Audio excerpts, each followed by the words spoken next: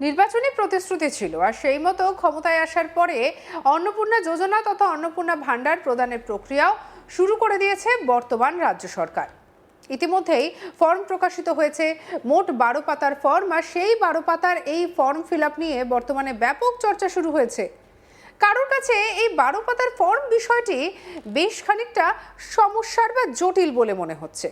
তো কেউ আবার প্রশ্ন তুলছেন, অন্নপূর্ণা ভান্ডার পেতে গেলে এত তথ্য দিতে হবে কেন? আর এই গোটা বিষয়টি নিয়ে রীতিমতো চর্চা আলোচনা চলছে।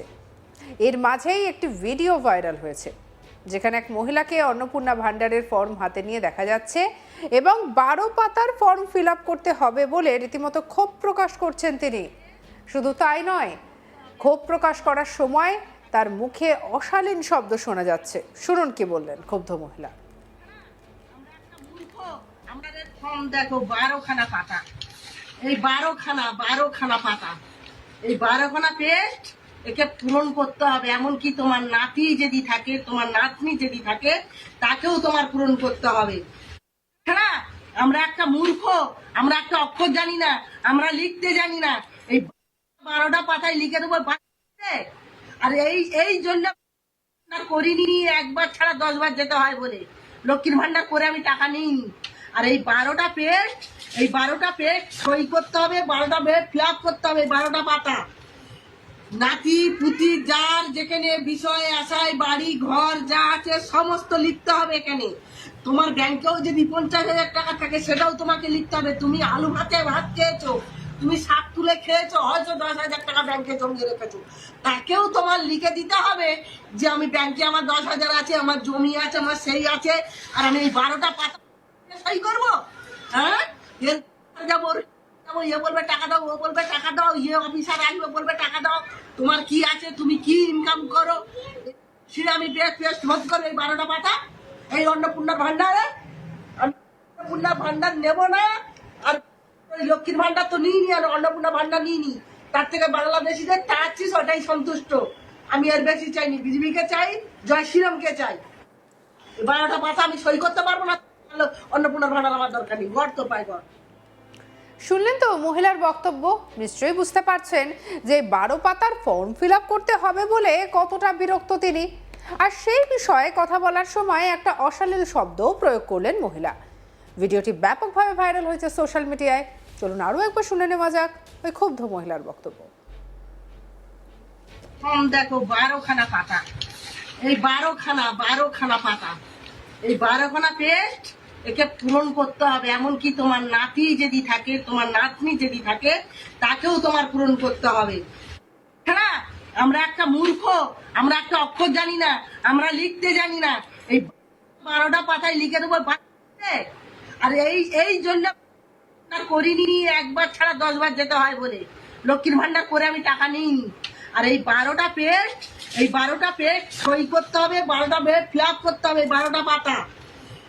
নাতি পুতি যার যেখানে বিষয় আশায় বাড়ি ঘর যা আছে সমস্ত লিখতে হবে এখানে।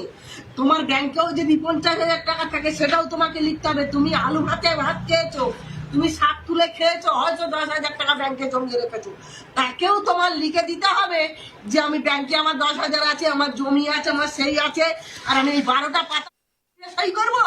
হ্যাঁ, যাবো ইয়ে বলবে টাকা দাও, ও বলবে টাকা দাও, ইয়ে অফিসার আসবে বলবে টাকা দাও, তোমার কি আছে, তুমি কি ইনকাম করো, সেটা আমি পেস্ট ভোট করবো। এই 12টা পাতা এই অন্নপূর্ণা ভান্ডারে, অন্নপূর্ণা ভান্ডার নেবো না। আর লক্ষ্মীর ভান্ডার তো নিইনি, আর অন্নপূর্ণা ভান্ডার নিইনি, তার থেকে বাংলাদেশিদের চাচ্ছিস ওটাই সন্তুষ্ট। আমি আর বেশি চাইনি, বিজেপিকে চাই, জয় শ্রীরামকে চাই। 12টা পাতা আমি সই করতে পারবো না, অন্নপূর্ণা ভান্ডার আমার দরকার নেই, গড় তো পাই গড়। উল্লেখ্য, রাজ্য সরকারের ঘোষিত অন্নপূর্ণা যোজনা ঘিরে শুরু হয়েছে জোর চর্চা।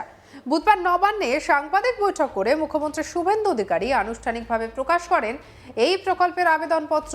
মুখ্যমন্ত্রী জানিয়েছেন, আগামী 1 জুন থেকে শুরু হবে আবেদন প্রক্রিয়া এবং তা চলবে টানা 3 মাস। তাই এখনই তাড়াহুড়ো করার কোনো প্রয়োজন নেই। তবে এত বিস্তারিত তথ্য নথি দেওয়ার ব্যাপারে বাধ্যবাধকতায় সাধারণ মানুষের একাংশের মনের মধ্যে একটা উদ্বেগ তৈরি হয়েছে।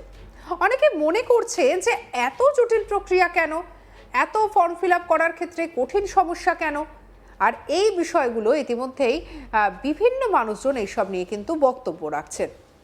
আমাদের কালিক সুজয় এবং সুচেতা তাদের আলোচনায় কি তুলে ধরেছে দেখাবো।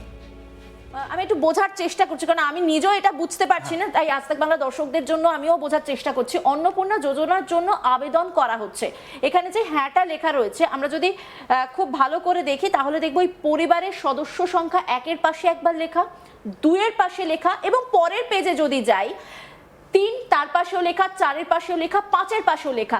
এই হ্যাঁগুলো কিসের জন্য? এটাতে কখন ঠিক মারতে হবে বা কখন মারতে হবে না? এই যে তুমি দেখো যে পরিবারের সদস্য নাম্বার 1 তার ডিটেলস দিলে, এবং পরিবারের সদস্য 2 তার ডিটেলে, প্রত্যেকটার ক্ষেত্রে হ্যাঁ করা হচ্ছে, কিন্তু যিনি গ্রাহক তার সঙ্গে লিঙ্ক করা হচ্ছে। কিন্তু এই যে পরিবারের ডিটেলসটা তুমি দিচ্ছে যেটা, এবং যেটা তুমি ফিল আপ করছো, সেটা তো ওরা 3বার ক্রস চেক করছে যে সেটা ঠিকঠাক দিয়েছে। 3বার না, আমি দেখছি প্রত্যেকটার ক্ষেত্রে, প্রত্যেকটা পরিবারের ক্ষেত্রে। ধরো আমার বাড়িতে 2 জন রয়েছেন, মানে মহিলা 2 জন রয়েছেন, আমি বা আমার বোন বা আমার মা, আমি রয়েছি, দুজনেই আমরা অন্নপূর্ণা ভান্ডারের জন্য ফর্ম ফিল আপ করতে চাইছি। সেক্ষেত্রে কি হবে? সেক্ষেত্রে একই উপায় ফিল আপ করতে হবে, একই ফিল আপ করতে হবে। দেখো, যখন তোমার ফর্ম ফিল আপটা হবে তখন তোমার বাবা যেরকম থাকবে, তোমার দাদু থাকবে, সেরকম ভাবেই পরিবারের যারা প্রধানরা সেরকম ভাবে থাকছে। আবার যখন যদি আমি বলি কাকিমার যে ফর্মটা থাকবে, সেক্ষেত্রে কাকিমার সঙ্গে তার যে পরিবারের যারা প্রধান থাকবে, আবার তোমার যে ডেটা, মানে পরিবারের তুমি একমাত্র সদস্য, তো এই একেবারে মানে প্রত্যেকটা পরিবারে যদি এই মুহূর্তে দাঁড়িয়ে আমি এই ফর্মটা ফিল আপ করতে বসি, তাহলে এখানে আমাকে দাদুর নাম লিখতে হচ্ছে, একেবারে তাই, এখানে আমার ঠাম্মার নাম লিখতে হচ্ছে, মানে পরিবারে যতজন সদস্য আছে, মানে এই সদস্য 3, মানে আমার বাবার নামও লিখতে হবে আবার রিপিটেডলি, নাকি এখানে বাদ দেব? কারণ ওখানে তো আমি একবার হয়তো লিখে দিয়েছি পরিবারের প্রধান বাবা। পরিবারের যতজন সদস্য আছে তাদের প্রত্যেকের নাম কিন্তু লিপিবদ্ধ করতে হবে। সেটা এখনো পর্যন্ত যা অর্ডার কপি আমরা দেখেছি, সেক্ষেত্রে বাড়ির সমস্ত সদস্যের জীবনপুঞ্জি, মানে ডেটা, বায়োডেটা, সেটা তারা কিন্তু এখানে একটা লিঙ্কেজ করছে।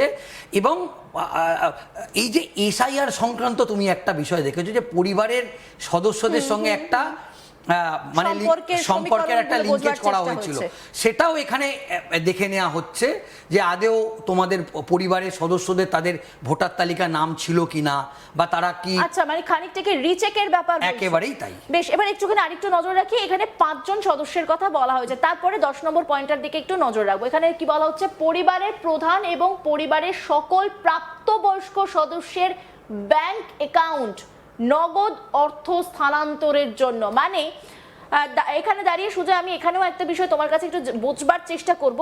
বলা হচ্ছে পরিবারের সবার ব্যাংক অ্যাকাউন্ট দিতে হবে, যিনি প্রধান তারটা মনে হয় এটা প্রথমে দেওয়া হচ্ছে, HOF যেহেতু লেখা রয়েছে, তারপরে সদস্য নাম্বার 1, 2, মানে যে 5 জনের সদস্যের কথা বলা হয়েছে তাদের ডিটেলসটা দেওয়া হবে।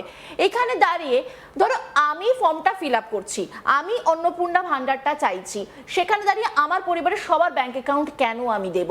কারণ আমার ব্যাংক অ্যাকাউন্ট যদি থাকে সেখানেই তো টাকাটা আসবে, বাকিদের অ্যাকাউন্ট ডিটেলস কেন দেওয়া হবে? না, তুমি যেটা প্রশ্নটা করেছো একেবারে তাই। এই বিষয়টা নিয়ে ইতিমধ্যে একটা বিতর্ক তৈরি হয়েছে।